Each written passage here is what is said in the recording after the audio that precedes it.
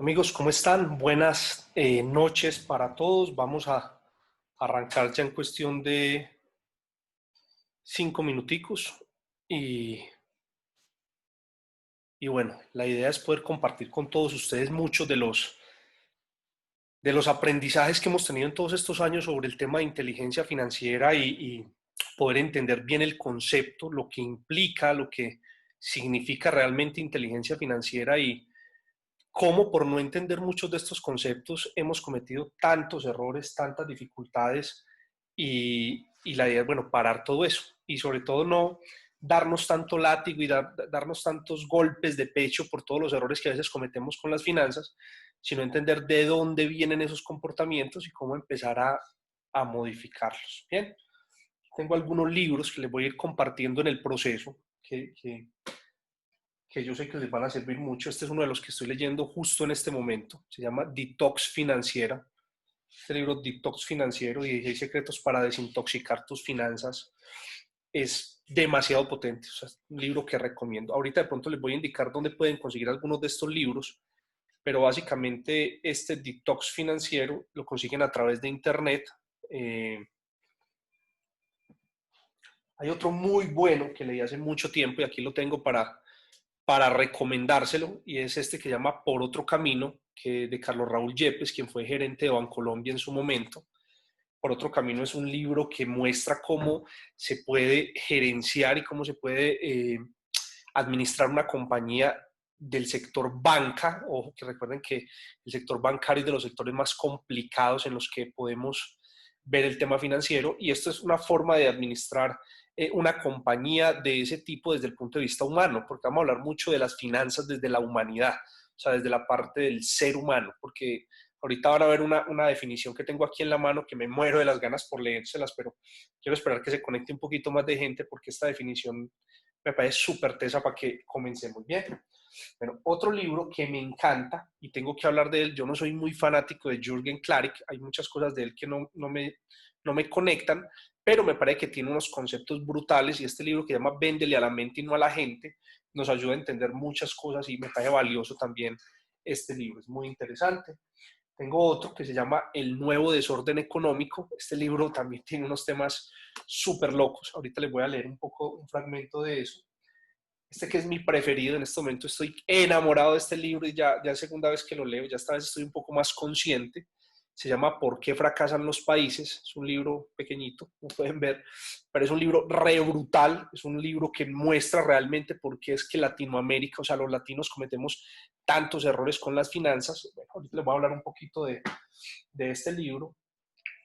Este que lo escribe Iván Mazo Mejía, que es uno de mis mentores, Rediséñese, es el libro nuevo, este se lo recomiendo muchísimo.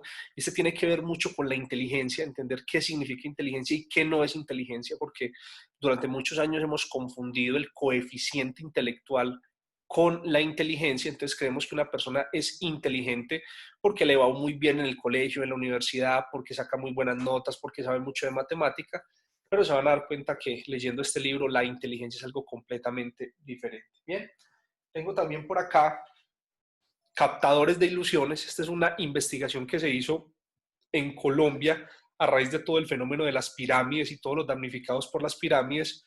Yo recuerdo que a mí hay muchas personas que me invitan, por ejemplo, a proyectos, a negocios de inversión. A mí me encanta escuchar todo tipo de proyectos de inversión, y muchas veces la gente me invita a negocios y me dicen: Alejo, este negocio es lo mejor, es como Amway, pero mejor, dicen por ahí a veces, y en este negocio vas a poder ganar mucho dinero y rápido y toda la carreta. Y cuando yo veo el modelo de negocios me doy cuenta que es un esquema netamente piramidal, es un esquema Ponzi de captación de dinero. Entonces le pregunto muchas veces a la gente: oye, ¿tú has leído el libro Captador de Ilusiones de Mauricio Baena? O sea, este, y no lo han leído. O tú has leído libros que expliquen lo que es el fenómeno de las pirámides, no lo han leído. Entonces, muchas veces la gente cae en todos estos esquemas piramidales, es básicamente por desconocimiento, por ignorancia. Entonces, y el último, que muchos de ustedes ya este libro se los he regalado, y el que lo quiera vuelvo y se lo regalo digital, que es de mis preferidos, El Arte de Hacer Dinero, de Mario Borghino, y es un libro que vale la pena leer, releer, recontraleer, y es un libro que tiene cosas muy puntuales acerca de lo que es el manejo del dinero. Bien, entonces vamos a arrancar. Quiero saber las personas que están conectadas en este momento en Instagram, en Facebook, que me escriban, quiero saber quiénes están, quiero saber desde dónde me están viendo en este momento, porque la idea es que empecemos una serie de programas sobre todo este tema financiero, muy general en algunos aspectos y muy específico en otros aspectos. Entonces quiero saber de qué lugar me están viendo en este momento y bueno, que invitemos más gente a este live de hoy que va a estar muy bacano. No estoy llorando por el live, sino por esa berraca luz que tengo al frente que me pone a llorar. Yo soy como mi hermano. Mi hermano y yo tenemos una intolerancia a la luz. Bien. Jesús Moncada, ¿qué más, hermano? ¿Bien o no? Yo quiero el libro. Claro que si ahorita me escribes por interno, yo les regalo el libro. Todos los que quieran les puedo regalar este libro digital. Yo lo tengo digital, se los puedo regalar. Es un libro de puta madre, como dicen en México. Y bueno, la invitación, muchachos, era que le saquen toda la información que tiene este libro. Entonces voy a empezar leyéndoles algo muy teso de este libro. O sea, yo no sé si están preparados, si no están preparados, pues les voy a empezar leyendo algo muy, muy, muy teso de este libro. Y créanme que cuando yo leí esto en este libro, fue súper lapidario. Escuchen pues esto que es bien importante. Dice, la gente rica vive de su dinero, la gente pobre vive de su salario. La gente rica hace que su dinero trabaje para ella. La gente pobre tiene que trabajar para su dinero. Bien, eso es un concepto que ya hemos visto muchas veces, que se lo hemos escuchado a Kiyosaki, que se lo hemos escuchado a otros autores. Es un concepto que pues no aporta nada nuevo en todo este tema de inteligencia financiera. Pero fíjense que aquí sí viene una parte importante. Dice, Lars Harrison hace una descripción de cómo pensamos los latinoamericanos acerca de la construcción de la riqueza. Y ojo que esta parte sí es supremamente tesa. Préstenme mucha atención por favor con esto. Y yo quiero que después de yo leer esto que les voy a leer, yo quiero que ustedes me digan qué opinan de lo que dice este autor. Entonces, él dice, otros sociólogos también han escrito acerca del tema y señalan que en los países desarrollados el dinero se ve como una herramienta, mientras que en los latinoamericanos se considera una necesidad. Así, el manejo de unos y otros es distinto.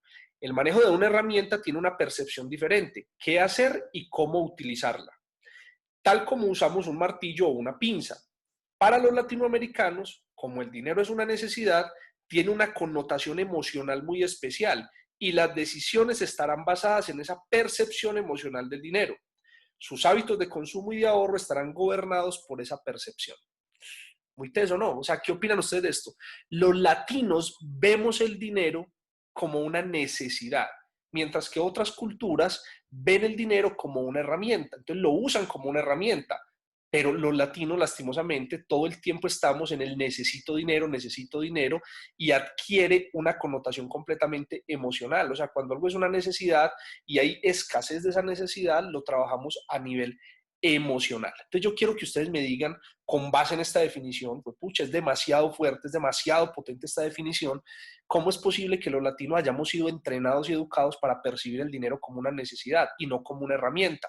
¿Qué es ver el dinero como una herramienta? Es entender que yo el dinero lo puedo usar de manera tal que me produzca más dinero, que me genere bienestar, que me genere comodidad, que me pueda dar una cantidad de cosas muy buenas, pero al verlo como una necesidad, el cerebro vuelve y juega al necesito necesitar y todo el tiempo está en necesidad de dinero. Es demasiado teso. Entonces, creo que en este libro se los puedo regalar a todos los que quieran, me escriben, ahorita les digo qué hacemos y se los regalo, pero este libro es muy potente, muchachos, y por este quería comenzar. Entonces, antes de meterme en un tema mucho más escabroso, vamos a analizar ese tema de la forma en la que vemos el dinero. Entonces, ojo, la mayoría de las personas tenemos una concepción equivocada de lo que es la riqueza. Y lo primero que quiero que entendamos es que la riqueza, en términos generales, no tiene que ver con dinero. O sea, la riqueza realmente es una forma de ver el mundo. Culturalmente hablando, el dinero tiene mucho más, la riqueza tiene mucho más que ver con la calidad de vida, con la forma en la que vivo. Mira, una persona puede no tener mucho dinero, pero puede ser rica en términos de la forma en la que vive, en su tranquilidad mental, en su paz mental, en la manera en que disfruta de la vida, en la forma en la que comparte con otras personas, en la tranquilidad en la que pasa su día a día. Eso lo hace rico. Ahora, una persona rica es mucho más proclive a generar dinero, pero una persona puede tener mucho dinero y no necesariamente ser rica. Ojo con eso, que aquí es donde viene el rayón. Alejo, ¿cómo así que una persona puede tener mucho dinero y no ser rica? Son dos cosas completamente distintas. La riqueza y el dinero no necesariamente son lo mismo. Y ahorita de pronto, en este fenómeno que estamos viendo de pandemia, de cuarentenas, creo que nos ha quedado claro a muchos que el dinero no lo solucionaba todo. O sea, estuviste en tu casa encerrado, no habían centros comerciales, no había que ir a tanquear el carro, no había que ir a desplazarse. El dinero perdió mucho valor de mercado, pero ahorita pasaron a volverse importantes cosas que no les dábamos tanto valor en otro momento. No sé si están de acuerdo con eso. Entonces, en ese orden de ideas, la riqueza la hemos confundido con los resultados económicos. Por ejemplo, vemos una persona en la calle que tiene un carro muy bonito, vale, que tiene una casa muy bonita, vale, que viste muy bien, vale, y creemos que esa persona, por los resultados que tiene, es rica. Pero realmente la riqueza de una persona no se mide por los resultados, sino por las creencias que tiene. Si lo comparamos con un árbol, en la parte inferior del árbol, que son las raíces, esas raíces son las creencias y las frutas que vemos por la parte superior realmente se comportan como los resultados. Entonces, si yo fertilizo bien las raíces, cuido las raíces, es muy probable que los resultados, o sea, los frutos, sean muy buenos. Pero ustedes se dan cuenta que es lo que yo he venido analizando, sobre todo con este libro, que es un libro demasiado rayador con tema del dinero. Lo que yo me he venido dando cuenta es que en América Latina, este live está muy enfocado en América Latina, las personas, los latinos, lastimosamente, por herencia, por la forma en la que fuimos conquistados, por la forma en la que hemos vivido, por muchas de las herencias, lastimosamente las creencias que tenemos son exageradamente limitantes y son exageradamente ordinarias con respecto al dinero. Entonces, ¿qué sucede con eso? Mucha de la formación mental, mucho de las redes neuronales, mucho del cableado que tenemos en el cerebro con respecto al dinero es incorrecto. Por eso siempre estamos detrás del dinero de una forma incorrecta. Bien, y espero que con esta serie de programas que vamos a hacer empecemos a mejorar mucho todo ese tema. Entonces, miren una cosa que sucede demasiado tesa. Me voy a adelantar aquí en algo que quiero tenerlo acá a la mano, permítanme, y es este libro, recuerden, Captador de Ilusiones, y es un fenómeno que hace poco, lastimosamente, lo viví, no en carne propia, en carne ajena, pero escuchando esa historia, pues me dejó muy rayado, y es el tema de las captaciones ilegales. Lastimosamente, por la conducta, por la forma en la que fuimos educados, los latinos siempre estamos buscando dinero fácil, dinero rápido, dinero de primera mano, o sea, siempre estamos buscando solucionar el día a día. Entonces, en ese afán por solucionar el día a día y por ganar dinero de una forma rápida, estamos sacrificando lo que es el largo plazo. O sea, toda decisión de corto plazo normalmente está sacrificando una decisión de largo plazo. Me explico mejor en ese tema. Una persona, por ejemplo, que sale a la tienda o a un restaurante y decide comerse un brownie con helado y una Coca-Cola, por la satisfacción que eso le genera en el corto plazo, está generando un tema de salud, de diabetes, de azúcar en la sangre en el largo plazo. Y lo mismo pasa con el dinero. Muchas veces por querer ganar dinero en el corto plazo, sacrificamos la ganancia en el largo plazo. Entonces miren, por ejemplo, lo que dice este tema. Está muy de moda el tema de las pirámides y de las captaciones ilegales. Y les voy a explicar con dos cositas de este libro. Mauricio Baena escribe en este libro unas cosas espectaculares sobre eso. Es importante que busquemos negocios, es importante que busquemos ingresos, es importante que busquemos oportunidades de inversión. Las promuevo y me encantan, los invito a todos a que estén muy alertas a qué oportunidades de inversión hay, pero siempre sean muy cuidadosos dónde ponen su dinero para que no terminen metidos en esquemas peligrosos. Entonces, miren lo que dice acá. ¿Qué es una pirámide abierta? Una pirámide abierta es aquella donde los participantes conocen el mecanismo del negocio y apuestan a estar lo suficientemente arriba para recibir beneficios antes de la saturación. Por lo tanto, no deberían darse por estafados. Muchas veces las personas se meten a negocios y son conscientes que son negocios fraudulentos. Entonces, mientras más rápido se metan, mucho mejor porque van a lograr ganar dinero a expensas de que otros lo van a perder y esa ganancia de dinero finalmente se va a acabar en determinado momento. Ahora, ¿qué es una pirámide cerrada? Es aquella donde una persona o institución, y ojo que con esta les quiero hacer mucho énfasis porque es lo que está pasando actualmente, no le crean a esas falsas promesas que hay por ahí diciendo que inviertan dinero, que en empresas, que muy rentables, que abogados, que nada, todo eso evalúenlo con mucho detalle, o sea, desen la tarea de evaluar antes de poner el dinero en esas compañías. Dice, es aquella donde una persona o institución figura como dueña de la pirámide, pero se presenta como un mediador de inversiones, recibe el dinero de los inversionistas que promete invertir y al cabo de un tiempo devuelve la inversión inicial más jugosos rendimientos.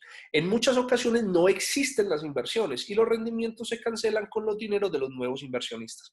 Entonces miren lo que sucede con esto.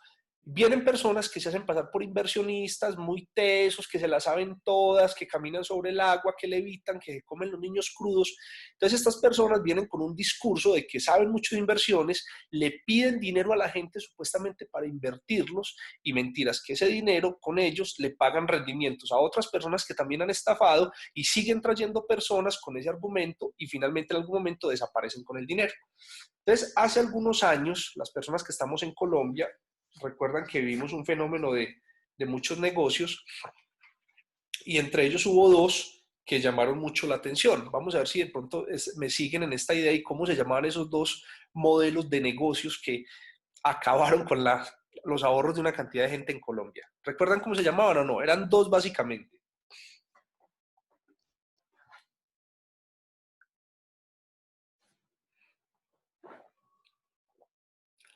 ¿Cómo se llamaban esas dos empresas? Una llamaba DMG en honor al dueño, el que la creó, que llamaba David Murcia Guzmán. Y era un modelo Ponzi, un esquema piramidal. Y el otro, que nacieron en la misma época en el sur del país, acá en Colombia, se llamaba DRFE.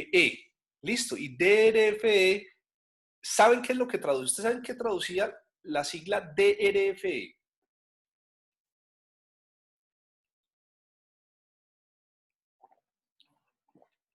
La cifra DRFE traduce o traducía pues antes de que le intervinieran dinero rápido, fácil y en efectivo.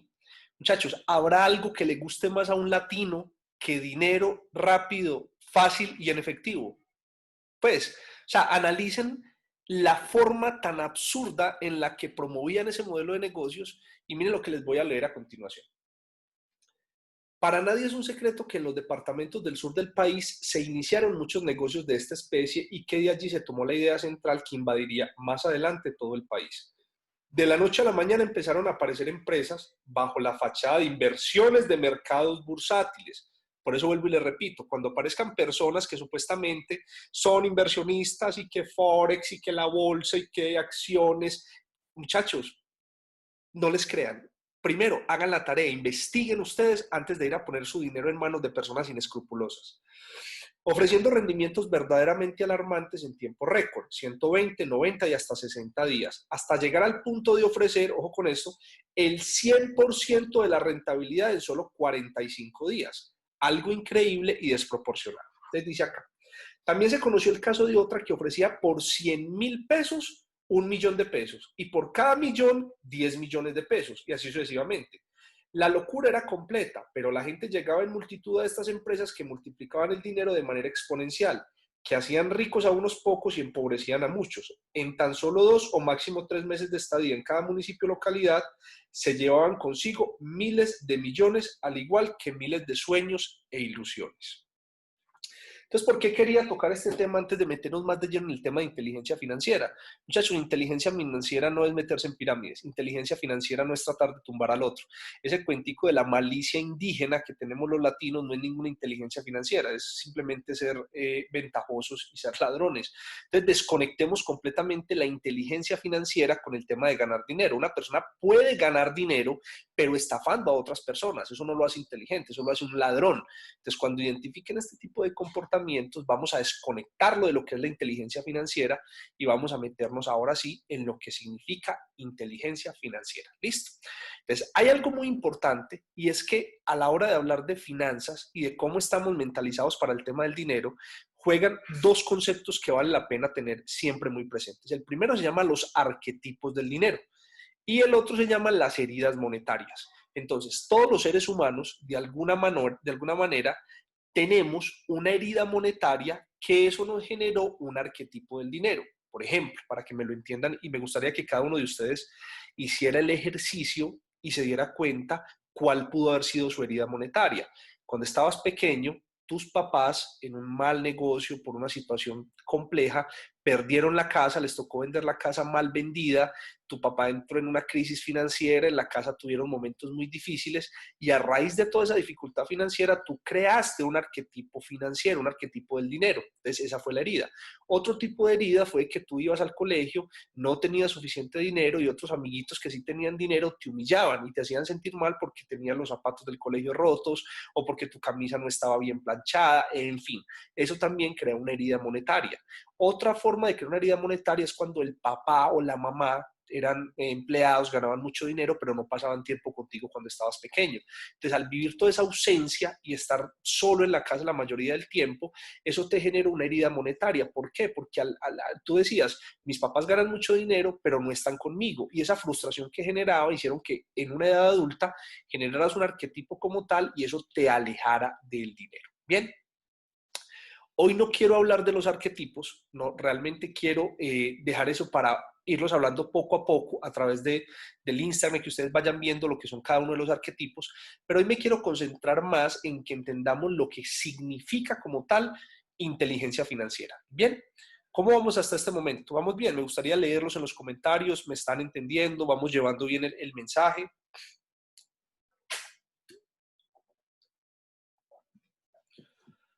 Sí, súper. Bueno, entonces les voy a leer otra cosita que tengo acá a la mano.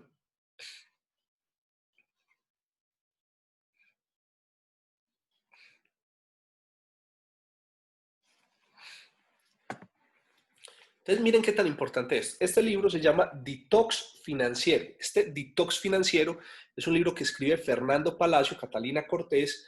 Ellos son una pareja de empresarios espectaculares y les digo que este libro vale la pena leerlo, subrayarlo por todas partes, estudiarlo. O sea, este es un libro, pucha, del carajo. Créanme que he tenido la oportunidad de leer una gran cantidad de libros sobre inteligencia financiera, pero este libro como tal me tiene disparado. Entonces, miren lo que dicen ellos acá. Aclaramos que para nosotros la riqueza no se representa por una cifra acumulada en una cuenta bancaria o de inversiones. Nuestro objetivo nunca fue acumular capital. La definición de riqueza puede ser diferente para cada uno y para nosotros significa poder vivir la vida que queremos sin ninguna limitación, contar con los activos e inversiones que nos provean este estilo de vida, sin necesidad de trabajar por dinero y aún así seguir viviendo con un porcentaje de lo que te ganas para continuar invirtiendo y creciendo tus finanzas personales. En otras palabras, para nosotros ser ricos es tener una experiencia de vida sin límites y en permanente expansión. Bien, esa definición me parece súper tesa, me parece una definición muy bacana, porque es lo que hablábamos ahora. Ganar dinero y tener carros y tener casas y tener fincas y cadenas de oro y joyas no es lo que nosotros entendemos como riqueza. La riqueza es algo completamente diferente. La riqueza es poder tener una vida sin limitaciones y en la cual tú no te tengas que preocupar por el dinero. Entonces la inteligencia financiera nos ayuda a conectar ese ejemplo de riqueza financiera, de riqueza económica, con lo que es lo que acabamos de hablar del tema de la riqueza. Bien, entonces hay un tema que es el que quiero que nos concentremos el día de hoy y es entender que la mayoría de las personas, lastimosamente, por la forma en la que fuimos cableados mentalmente, o sea, todos nuestros surcos neuronales, todas nuestras redes neuronales, fueron mal diseñadas y en vez de vivir una vida sin limitaciones, tenemos vidas llenas de limitaciones. Yo me hacía una pregunta todo el tiempo. Recuerden que en parte mi historia es una historia de deudas. Yo tenía muchas deudas, muchas deudas. Y todas esas deudas las adquirí por hueva, porque realmente yo era un torombolo financiero y cometía muchos errores buscando el dinero desde la necesidad, lo que hablamos ahora al comienzo. Recuerden que para el latino el dinero es una necesidad, no es una herramienta. Entonces, como yo pensaba que el dinero era una necesidad, ese era mi rayón mental, todo el tiempo estaba buscando dinero para no tener necesidades. En ese orden de ideas cometí muchísimos errores. Y a raíz de toda esa cantidad de endeudamiento que tuve, todas las heridas monetarias del pasado fueron formando en mí un arquetipo del dinero. Y ese arquetipo del dinero lo que hizo fue llenarme de deudas, de deudas, de deudas, de deudas, y eso se convirtió en un problema supremamente grande. Entonces, ¿qué empezaba a pasar? Yo, y ojo, y aquí viene un tema que voy a buscar aquí una lámina para que la tengan en la mente. Miren, en esta lámina ustedes pueden ver, pues esto lo estoy mostrando por Facebook, en Instagram se las voy a hacer. Aquí está el cerebro, pues debajo de este poco pelo que me queda, aquí debajo está el cerebro, y ese cerebro tiene tres compartimientos. Tiene un cerebro reptil, que es el cerebro más antiguo que tiene el ser humano, es el cerebro de millones de años, desde que éramos reptiles. Recuerden que por la historia de evolución, Darwin, pues no me voy a meter en ese tema para no herir susceptibilidades, pero tenemos un cerebro exageradamente viejo que es el cerebro de la supervivencia. Bien, ahora un segundo cerebro, que es un segundo posterior, es el cerebro límbico, es el cerebro de las emociones. Fue cuando el ser humano empezó a generar emociones y se desarrolló toda una parte emocional. Y el último cerebro que tenemos los seres humanos es el cerebro lóbulo frontal o el neocortes, es un cerebro pequeñito en esta parte, y es el cerebro racional, es el cerebro que nos permite tomar decisiones racionales.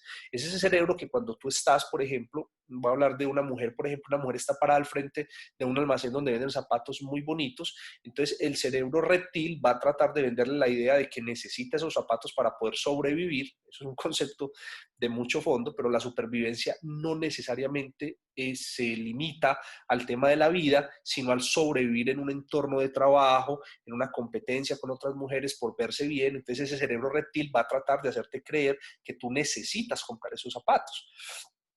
El cerebro límbico es el que va a permitir que emociones del pasado, por ejemplo, hagan que tú compres esos zapatos y que te haga creer que los necesitas, pero desde una perspectiva completamente emocional. Y el neocortes o el lóbulo frontal es ese cerebro que te va a decir, Carolina, pero por favor, si ya tienes 50 pares de zapatos, tenés dos parecidos a esos, en este momento necesitas ese presupuesto para pagar otras cosas, ¿por qué te vas a meter en otros zapatos? Entonces miren que el cerebro y esos tres compartimientos del cerebro todo el tiempo están interactuando en las decisiones de compra que tenemos. Por ejemplo, el gran problema que tiene el cerebro límbico es que si fuera un disco duro en términos de tamaño, sería un disco duro de 10 terabytes, mientras que el neocórtex sería un disco duro de 1 giga. Entonces, ese cerebro límbico va a almacenar muchísima más información que el cerebro lóbulo frontal. Y en ese orden de ideas, ¿qué es lo que sucede, muchachos?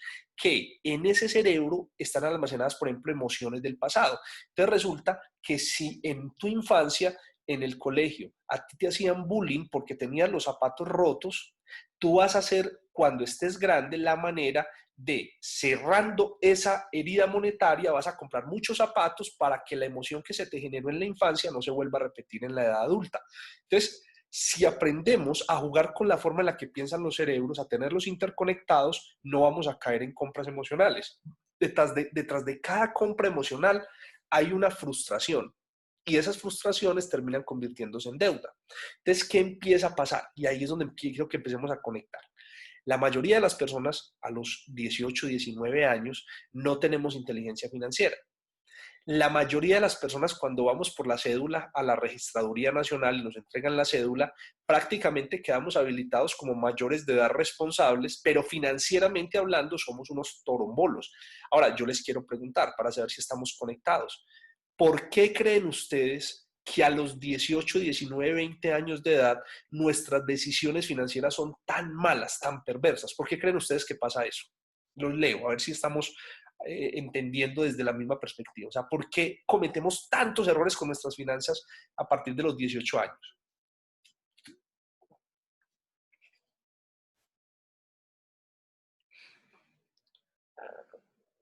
No hay educación, correcto. ¿Qué más? Por ejemplo, en el hogar, muchas veces estamos esperando que la educación financiera venga del colegio, de la universidad, pero desde la misma casa, lo único que hemos visto son comportamientos financieros equivocados que lo que han hecho, eso, José, han creado un patrón de comportamiento con respecto al dinero que hace que cometamos errores. Entonces, algo que sucede y es súper teso, me voy a adelantar aquí a esta diapositiva para que hablemos un poco de eso, es que las deudas tienen tres etapas. Miren lo que sucede. A raíz del mal comportamiento y la poca educación financiera que recibimos en el hogar, conseguimos un empleo y entramos en lo que yo llamo la fase inicial de la deuda. La fase inicial de la deuda, porque la falta de inteligencia financiera, el primer colapso al que nos lleva es endeudarnos. Bien, entonces, ¿qué pasa? Recibimos un empleo, nos empiezan a pagar un salario, nuestro nombre empieza a aparecer en las bases de datos de los bancos y resulta que los bancos compran esas bases de datos de las personas que apenas están ingresando a la vida laboral y esa base de datos pues dice, hombre, Alejandro acaba de entrar a trabajar, tiene el salario virgen, no le debe plata a nadie, entonces vamos a darle tarjetas de crédito, créditos de consumo, démosle un crédito para que compre una moto, un carro, para que empecemos nosotros a quedarnos con esos ingresos. Bien, entonces en esa etapa de la fase inicial de la deuda, ¿qué sucede? Las personas empiezan a adquirir tarjetas de crédito, empiezan a adquirir créditos de consumo y ojo, no quiere decir que las tarjetas sean malas. Un aspecto que quiero dejar claro ahora. Una tarjeta de crédito no es mala per se. Si yo no tengo la madurez financiera para usarla, no debería recibirla, porque es que un cuchillo no es malo per se. O sea, imagínense donde saliera un cuchillo aquí a la cocina y viniera corriendo y se me clavara en el corazón aquí delante de todos ustedes. Pues es estúpido, pero eso no va a suceder. Pero lo mismo pasa con una tarjeta. Una tarjeta de crédito no brinca de la billetera sola y va y se pasa en un centro comercial a 36 cuotas para un par de zapatos. ¿Se está entendiendo lo que quiero decir? Entonces, ¿qué pasa? Te entregan una tarjeta de crédito, financieramente no tienes claro cómo funciona el mundo de las deudas y tú sales a comprar zapatos, libros, invitaciones a comer, tanqueas el carro, todo lo pasas a 36 cuotas, 18 cuotas, 24 cuotas y empiezas a acumular deuda, deuda, deuda. Tú crees que porque comprar unos zapatos de 200.000 pesos a 36 cuotas, quedan cuotas de 7.000 pesos, tú dices, eso no vale la pena, pero si sumas esa con la del restaurante, con la de la gasolina, con la de todo eso, te llenas de deudas y llega un momento donde colapsas. Y cuando colapsas pasas a lo que se llama la segunda etapa o la segunda fase de las deudas y es cuando empezamos a buscar créditos con cooperativas o con otros bancos para comprar cartera para pagar las deudas que adquirimos inicialmente con los primeros bancos. Entonces ya empezamos a jinetear deudas, a meternos en una deuda para pagar otra. Ustedes han escuchado, por ejemplo, el concepto de abrir un hueco para tapar otro y eso es lo que hacemos, o por lo menos hacía yo. De pronto estoy con un público muy selecto y a ustedes no les pasa, pero cuando empezamos ya a llenarnos de deudas por todas partes, colapsamos, no tenemos capacidad de pago, nos reportan a las centrales de riesgo y ya la única forma es adquirir dinero por fuera a través de prestamistas independientes, paga diarios, es una mierda todo eso. Y ahí ya llegamos a pagar unas sumas de interés muy altos y empieza a convertirse todo ese tema en un infierno, lo que yo llamo el infierno de las deudas. Entonces, ¿por qué les hago esta claridad? Porque al no tener inteligencia financiera y pensar que el dinero es una necesidad, caemos en la deuda y ya en una deuda pasa lo siguiente. Si el objetivo era vivir sin limitaciones y vivir un estilo de vida muy bacano, arrancando desde cero, era medianamente viable con una buena inteligencia financiera llegar a ese objetivo. Pero si ya estás endeudado, como era el caso mío, ya no puedes arrancar desde cero, ya arrancas desde menos 50 millones, desde menos 100 millones, o como era el caso mío, desde menos 300 millones de pesos en el año 2010. Entonces, adquirir inteligencia financiera y empezar a partir de ahí a generar un estilo de vida sería muy bacano, pero la mayoría de las personas que nos sucede que empezamos a adquirir inteligencia financiera cuando ya estamos reventados de deuda. Es como si tú arrancas una carrera de atletismo, pero son 10 participantes y tú arrancas 100 metros más atrás de los primeros 9. Y eso es lo que nos pasa con las finanzas, que queremos aprender las cosas cuando ya hemos metido las patas por todas partes. Entonces, entendiendo ese segundo fenómeno y es entrar en todo el tema de las deudas, les quiero dar una pequeña, ¿cómo le digo? Un pequeño bálsamo para que estén tranquilos con eso. Y es que a la mayoría de las personas nos pasa, pero eso tiene una razón de ser. Y aquí es donde quiero entrar un poquito conspiranoico. O sea, yo no quiero que me malentiendan. Por eso me voy a basar en este libro. Este libro se llama El nuevo desorden económico. Y les voy a leer algo de este libro que la verdad, cuando yo lo leí, me impactó mucho, sobre todo porque estábamos coincidiendo con la etapa de lo de la cuarentena y lo del COVID, y yo decía, ay, pucha, tanto eso, pues lo que estoy leyendo acá. Entonces se los voy a leer, listo. ¿Cómo vamos hasta este momento? ¿Vamos bien? ¿Se está entendiendo todo, muchachos? Quiero que me digan, la idea es que trabajemos por lo menos una horita con esto. Y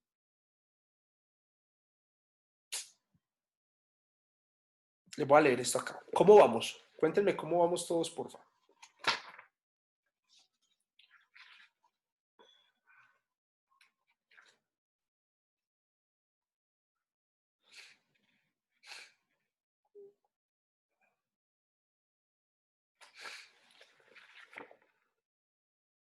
Súper, vamos bien, Pipe, bacano. Juan Pablo, listo, súper. Un saludo para todos ustedes, muchachos. Qué bacano que están conectados y queremos conectar mucha más gente a todo esto. Bien. Entonces, miren esta parte tan tesa. Dice, todo está planeado. Bien. O sea, esto es medio conspiranoico, medio conspirador. Lo que les voy a leer es medio... hay una frase que a mí me encanta y se las he dicho en varias oportunidades que dice, el hecho de que uno sea paranoico no quiere decir que no lo están persiguiendo. ¿Listo? Entonces, ojo, uno muchas veces lee o ve historias así como muy paranoicas de cosas que están sucediendo y uno a veces creería que no, pues eso no es conmigo, eso, relax, que eso es mentira, eso no pasa, pero vale la pena entender por qué está pasando. Entonces dice, el nuevo orden mundial, término para un mundo socialista, está marchando a través de todo el paisaje de la Tierra y en la fase inicial del plan, orden es el de nivelar a todos y hacerlos igualmente pobres. Así es, bajo su nuevo orden económico. Es decir, hay una estrategia montada para igualar a toda la humanidad y que todo el mundo, la mayoría de personas, está en situaciones muy adversas financieras. Dice, sencillamente existe un pequeño grupo de personas y alrededor del mundo que poseen los recursos y el poder para determinar la dirección que nuestra economía tomará. O sea, lo que está diciendo esto acá es que hay un pequeño grupo de personas que son las que toman las decisiones a nivel mundial para que pase lo que puede estar pasando. Dice, ellos pueden determinar cuáles inversiones prosperarán y cuáles fracasarán. Así es como transfieren la riqueza de otro bolsillo a los bolsillos de ellos, sabiendo dónde ocurrirán las siguientes ganancias que les permiten poner ese mismo dinero en sus bolsillos. Es una economía monetaria discrecional, llamada economía keynesiana. Yo le llamo el robo más grande nunca visto, porque toma de los ignorantes y se los da a los bien informados. Entonces dice por aquí, los dos grupos a los que me refiero son los manipuladores del dinero y su imponente política. Es decir, hay una gran cantidad de empresas y detrás de esas empresas, digamos, grupos financieros que son quienes manipulan las grandes cifras de dinero a nivel mundial, y hay otro grupo de personas que son los políticos, que de la mano aprueban leyes para los unos, estos otros, o sea, juegan los dos y se enriquecen los dos a raíz de empobrecer a millones de personas en el mundo. Entonces dice aquí, aprendí que la economía supuestamente debía funcionar basada en algunas leyes naturales, que todo lo que estaba pasando en los mercados, las revueltas, torceduras, reversos, eran, entre comillas, fenómenos naturales causados por los diferentes factores que impactaban la economía, como la oferta y la demanda, etcétera. Ah, qué ingenuo fui, dice él. Lo creí completamente todo, pero ahora entiendo mejor. Lo que pasa ha estado pasando por una razón, porque los banqueros y los políticos lo han planeado así, y así es como realmente trabaja la economía. Pero hay un lado brillante de todo esto, es decir, una vez que entiende la economía, está siendo manipulada y quién está detrás de ella, usted puede ganar en la misma escala que ellos y no tiene que ser una persona adinerada para empezar a hacerlo. Le diré más o menos sobre los capítulos que siguen. Bien, entonces dice, sabía que los resultados serían desastrosos, pero yo era solo un pequeño pasajero en la parte trasera de este autobús en particular, ya que no podía detener el conductor, que era respaldado por la Reserva Federal. Y bueno, aquí ya cuento un poco de cosas. Habla de cuáles son esas fuerzas que se van a seguir moviendo de aquí en adelante, que lo que buscan es empobrecer a mucha más gente.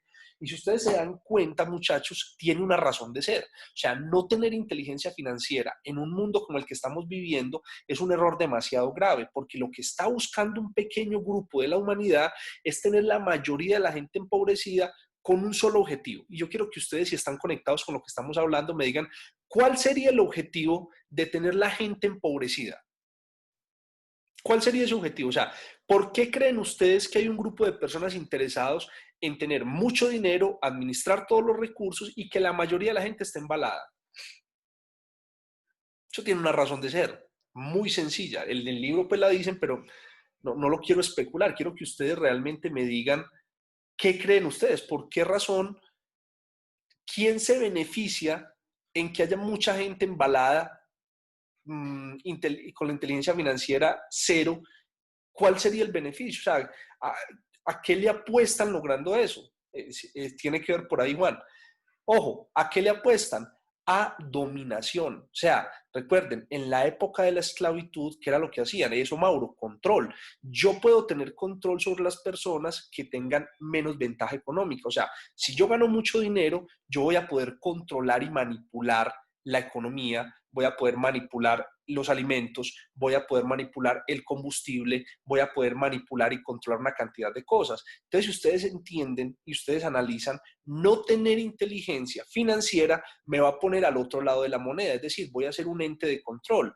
Van a haber un grupo de personas que van a controlar los recursos y van a haber otro grupo. Miren, quiero poner un ejemplo, no lo tomemos personal, pero si ustedes miran, por ejemplo, lo que está pasando en países como Venezuela y Argentina en este momento, se van a dar cuenta que a raíz de un discurso terminaron manipulando a un grupo de la población y ese grupo de la población está empobrecida, migrando, yéndose del país, terminan en otros países haciendo cosas que nunca hubieran hecho en su país, pero un pequeño grupo de esa población sí se enriqueció. Entonces, si ustedes miran lo que está pasando en Venezuela, por ejemplo, hay un pequeño grupo de políticos y de militares tapados en dinero, multimillonarios, llenos de propiedades y viviendas en Miami, en los Estados Unidos, y una gran masa de personas pagando los platos rotos de todo eso que pasó. Y eso que estamos viendo en Venezuela, no quiero hacer, pues, créanme que no soy el tipo de personas que hace campaña política con esto, pero es un plan que está sucediendo a nivel mundial y hay un grupo de pequeñas personas que ni siquiera son los que la gente cree que son, que van a ser los grandes beneficiados con todo eso. Entonces, el argumento que yo quiero que trabajemos a partir de esta serie de videos es que nos tenemos que concentrar en generar una conciencia sobre la inteligencia financiera, porque ojo, si yo ya sé, recuerden que hay una frase muy común que dice, soldado avisado no muere en guerra. Y si muere, pues es por huevón, porque ya estaba avisado. Pero ¿cuántos de nosotros ya estamos avisados de cómo está funcionando el sistema económico a nivel mundial? Entonces, si ya sabemos cómo está funcionando, sería muy ridículo de parte nuestra seguir dependiendo de una economía tradicional. Les voy a leer algo de este libro, Detox Financiero, que me encantó. Lo voy a buscar aquí rápidamente y se lo voy a leer. Aquí está. Miren esto. Miren esto que les voy a leer.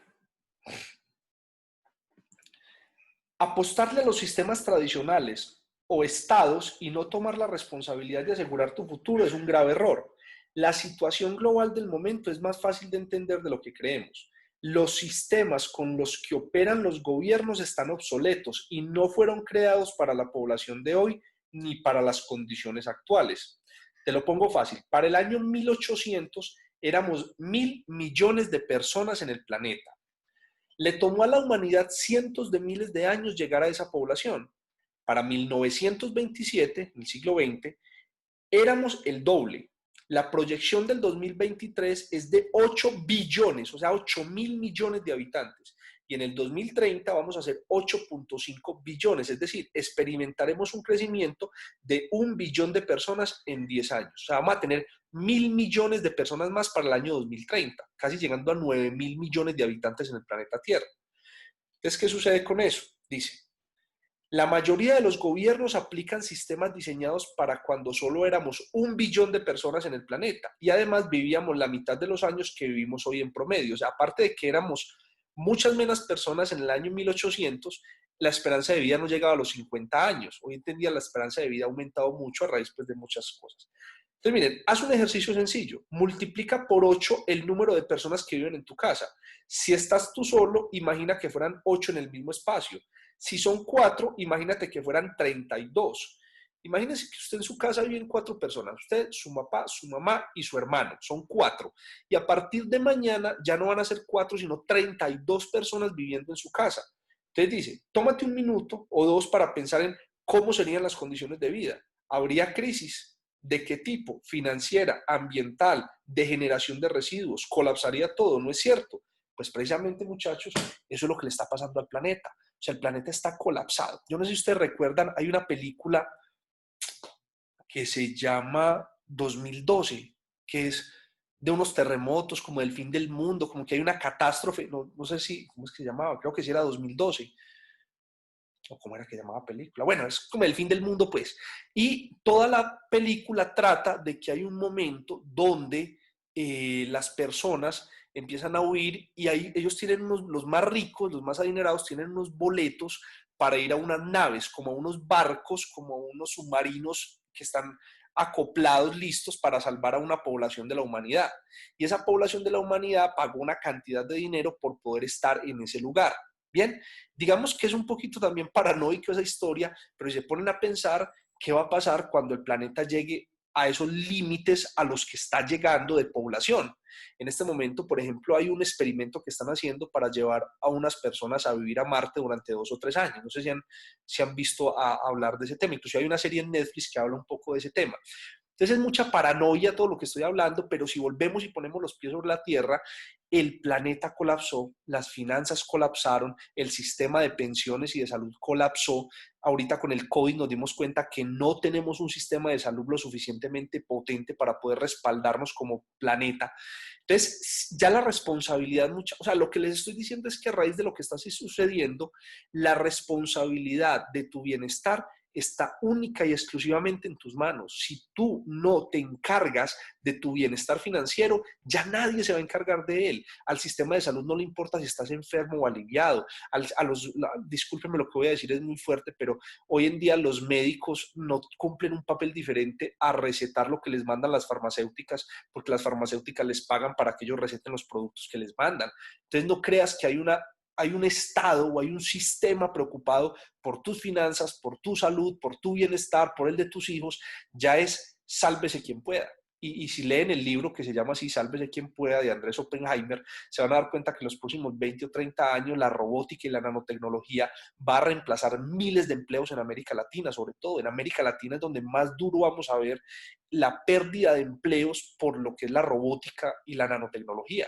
Entonces, hago todo este preámbulo para que entendamos que si no desarrollamos inteligencia financiera, si no hacemos negocios y no montamos empresa y no creamos emprendimientos que nos permitan adaptarnos a lo que está sucediendo en la nueva economía, vamos a terminar siendo unas víctimas y víctimas de algo que ya sabemos que iba a pasar. O sea, ¿no les parece muy triste saber que algo está pasando, que algo está sucediendo, que algo se está fraguando y que terminamos siendo víctimas de todo eso, aún sabiendo que iba a pasar?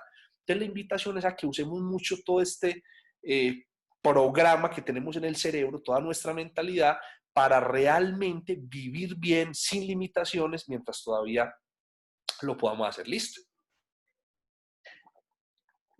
¿Cuál es uno de los problemas grandes por los cuales cometemos tantos errores con las finanzas? Obviamente por la falta de inteligencia financiera, vuelvo y lo repito, y es lo que se llama el estatus. Miren, yo hablo mucho del estatus es porque las personas hoy en día lastimosamente viven mucho del qué dirán, viven mucho de qué piensa el uno, qué piensa el otro. Aquí veo que Alexa, que estás conectada, un saludo para ti, para Rodri, que hablábamos ayer o antier que nos reunimos y hablábamos de ese tema.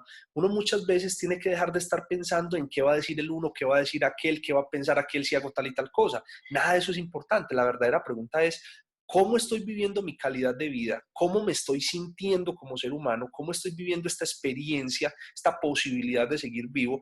Recuerden que en los últimos 6 meses en el mundo ha muerto 1 millón de personas. En Colombia han muerto 22.000 personas, si no estoy mal, a raíz de un virus que está por ahí. Aunque, por ejemplo, aquí en Sabaneta parece que no existiera el virus. Pero mucha gente ha muerto. Y si estamos aquí conectados en este live esta noche, quiere decir que estamos vivos. Pero estar vivos y no, digamos, valorar esa oportunidad que tenemos de estar vivos también es muy triste. Entonces, no podemos estar pensando todo el tiempo en cómo competir con el entorno, cómo estar compitiendo a toda hora con qué piensa el uno, qué piensa el otro, qué piensa una tía, qué piensa mi mamá, qué piensa mi abuelita, qué piensa un amigo.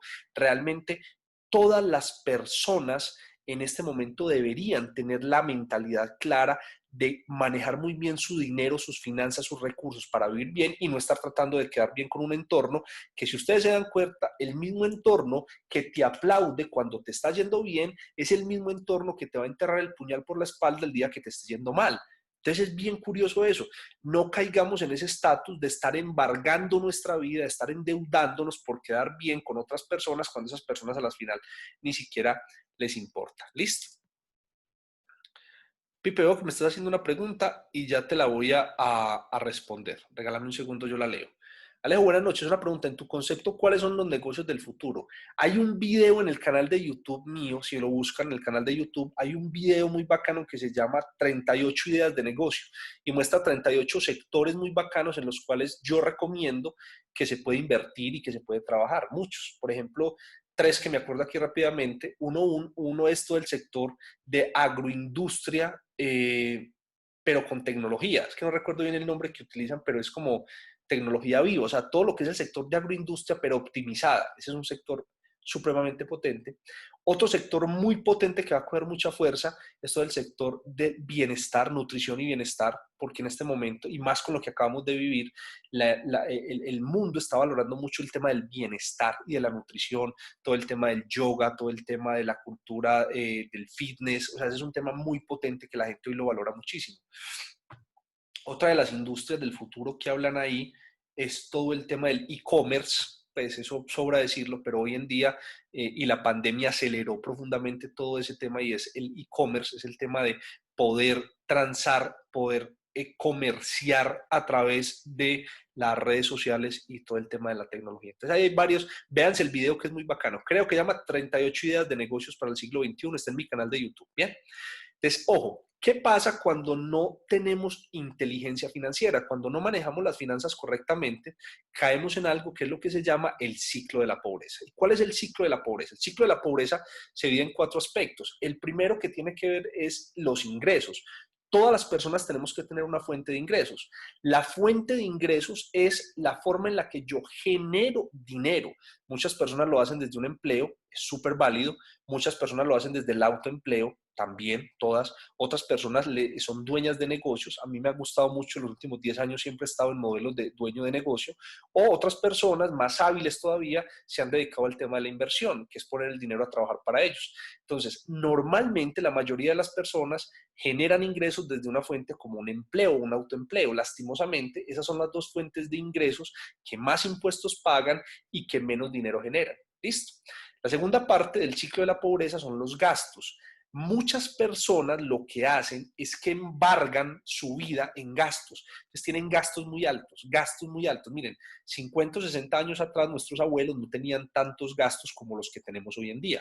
Hoy en día una persona paga que la factura del gimnasio, la factura del celular, la factura del internet, la factura de la televisión, la factura de, o sea, una cantidad de facturas todo el mes. Los abuelos de nosotros no pagaban nada de eso, pero hoy en día la mayoría de las personas gastan más de lo que ganan. Miren qué triste eso. Hay gente que se gana 2, 3 millones de pesos mensuales porque gastan 4. Entonces, todos los meses, ¿qué pasa? Empiezan a jinetear deuda. Y ahí viene el tercer aspecto, deuda. Entonces, como la mayoría de las personas gastan más de lo que ganan, tienen que recurrir a deuda todos los meses para cubrir los gastos básicos. Yo conozco casos de personas que terminan pidiendo dinero prestado para pagar los servicios, piden dinero prestado para pagar la luz, piden dinero prestado para pagar el colegio de los hijos, piden dinero prestado para pagar el mercado. O sea, una forma muy puntual es, aquí hay un almacén muy conocido que se llama Almacenes Éxito y Almacenes Éxito son los dueños de la franquicia de tarjetas de crédito que más personas endeudados tienen en Colombia. O sea, la tarjeta de crédito que más dinero mueve curiosamente no es un banco, sino que es un almacén de cadena, un supermercado.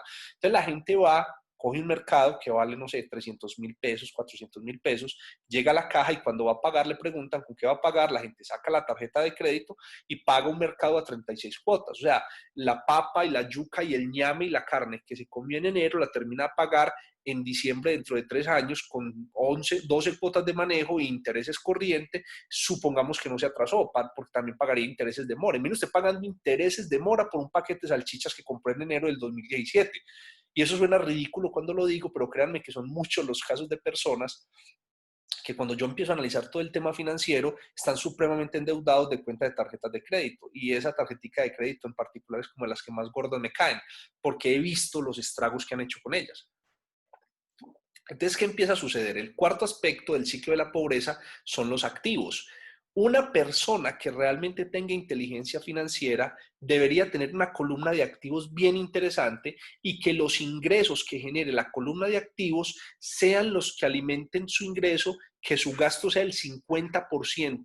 de lo que se gana y el otro 50% lo sigue invirtiendo en activos y eso es lo que llamamos el ciclo virtuoso de la riqueza. Pero la mayoría de las personas lastimosamente es gano, gasto más de lo que gano, me endeudo para poder pagar los gastos que adquirí y nunca creo activos. Y en eso se le van los primeros 20 o 30 años de su vida, nunca crearon activos, se llenaron de deudas, quedan completamente amarrados a un empleo o a una empresa tradicional y salir de ahí es supremamente difícil porque uno endeudado, y lo hablábamos esta semana también, Alexa, ¿te acordás? Emocionalmente se colapsa. Miren, el problema más grave que hay con las deudas es el colapso a nivel emocional y mental. O sea, una persona endeudada, el cerebro, o sea, la cabeza de una persona endeudada, yéndole muy bien, le queda sirviendo para ponerse el sombrero o la cachucha, o para peinárselo si le queda algo de pelo, no es mi caso. Pero una persona súper endeudada, la cabecita no le queda sirviendo para absolutamente nada. Partiendo que todas las decisiones que va a empezar a tomar una persona endeudada son decisiones basadas en la necesidad. Y todo lo que hagamos por necesidad nunca nos va a dar resultados. Miren, con el tema de redes de mercadeo que lo hemos hablado en muchas ocasiones, nunca una persona que entre a redes de mercadeo desde la necesidad va a tener resultados interesantes. ¿Por qué? Porque el problema de la necesidad, y eso es un concepto que lo hemos hablado o lo vamos a hablar posteriormente, se llama necesito necesitar. A raíz de lo que hablamos al comienzo de esta charla, y quiero repetir eso porque ha entrado más gente y me gustaría retomar, voy a leerles esto rápidamente. Voy a leer esto acá, miren, voy a leer esto otra vez para que volvamos a retomar ese concepto. Dice, otros sociólogos también han escrito acerca del tema y señalan que en los países desarrollados el dinero se ve como una herramienta, mientras que en los latinoamericanos se considera una necesidad. Así, el manejo de unos y otros es distinto. El manejo de una herramienta tiene una percepción diferente, qué hacer y cómo utilizarla, tal como usamos un martillo o una pinza. Para los latinoamericanos, como el dinero es una necesidad, tiene una connotación emocional muy especial y las decisiones estarán basadas en esa percepción emocional del dinero. Sus hábitos de consumo y de ahorro estarán gobernados por esa percepción. Entonces, miren lo que sucede. Recuerden que este libro es una maravilla. ¿Y qué sucede? El cerebro, cuando se acostumbra a necesitar algo, él lo que necesita es necesitar algo, no obtener, porque cuando lo obtiene se le acaba el necesito necesitar y el cerebro necesita necesitar eso, entonces vuelve y se mete en un problema para volver a ese estado inicial. Entonces resulta que una persona está muy endeudada y está pagando, no sé, un crédito de 10 millones de pesos. Resulta que la persona finalmente paga los 10 millones, entonces se le habilita capacidad de endeudamiento. ¿Sabe qué le dice el cerebro inmediatamente? A ver si estamos hablando el mismo idioma. ¿Qué le dice el cerebro a una persona después de que termina de pagar una deuda? Díganme ustedes a ver si estamos hablando el mismo idioma.